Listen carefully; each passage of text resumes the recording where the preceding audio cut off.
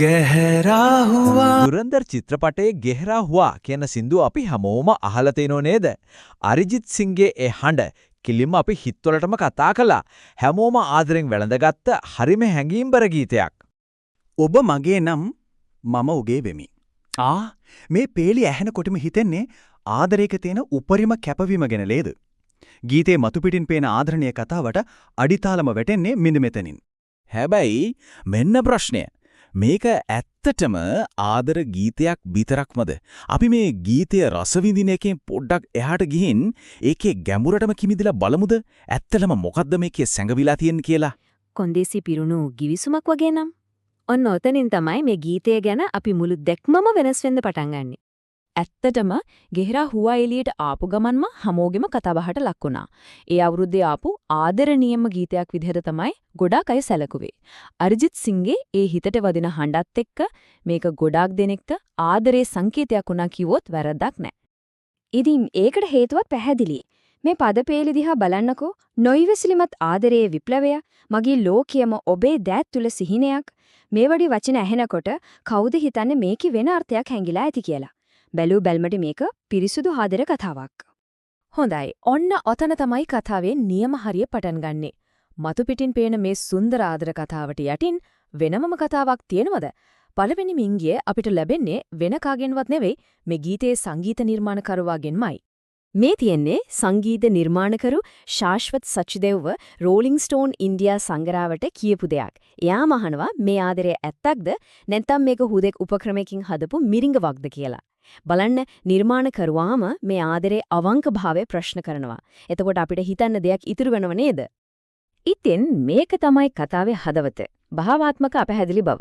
ඒ කියන්නේ ආදරයයි උපාය මාර්ගයයි වෙන් කරලා අඳුරගන්න බැරි තත්වයක්.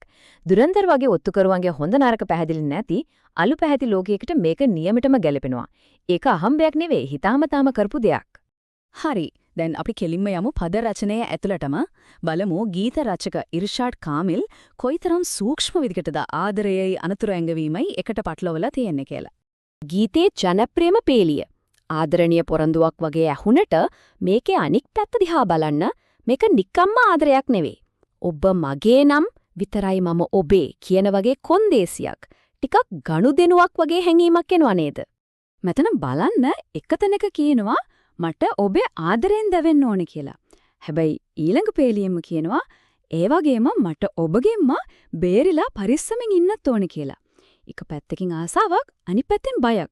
මේක පැහැදිලිකම ලොකු අභ්‍යන්තර ගැටමක් පෙන්නනවා. ඊට පස්සේ එනවා මේ හරිම තීරණාත්මක පේලිය. මට මගේ සමහර වර්ණ වෙනස් කරන්න වෙනවා. මේකෙන් කියවෙන්නේ ආදරය වෙනුවෙන් පොඩි පොඩි සම්මුතියෙන් කරගන්නවා කියන එක නෙවෙයි.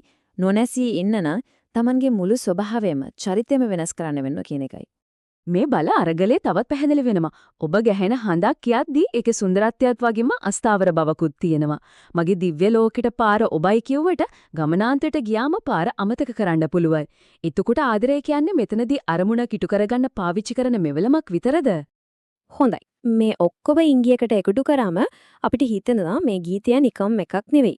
මේක අනාගතයේ වෙන දෙයක් ගැන කියන නිහඬ අනාවැකියක් කියලා. විශේෂයෙන්ම දුරන්දර් ද රිවෙන්ජ් චිත්‍රපටයේ වෙන දේවල් ගැන. බලන්නකො මේ පියවර ටික මුලින්ම සම්බන්ධය ගිවිසුමක් විදිහට හදනවා. ඊළඟට ඒ කෙනාගෙන්ම පරිස්සම් වෙන්න ඕනේ කියලා අනතුරු අංගවනවා. ඊට පස්සේ නොනැසී ඉන්න Tamanමම විනාශ කරගන්න වෙනවා කියනවා. ඉතින් මේ ඔක්කොම එකට ගත්තම මේක යොමු වෙන්නේ එකම නිගමනයකට නේද?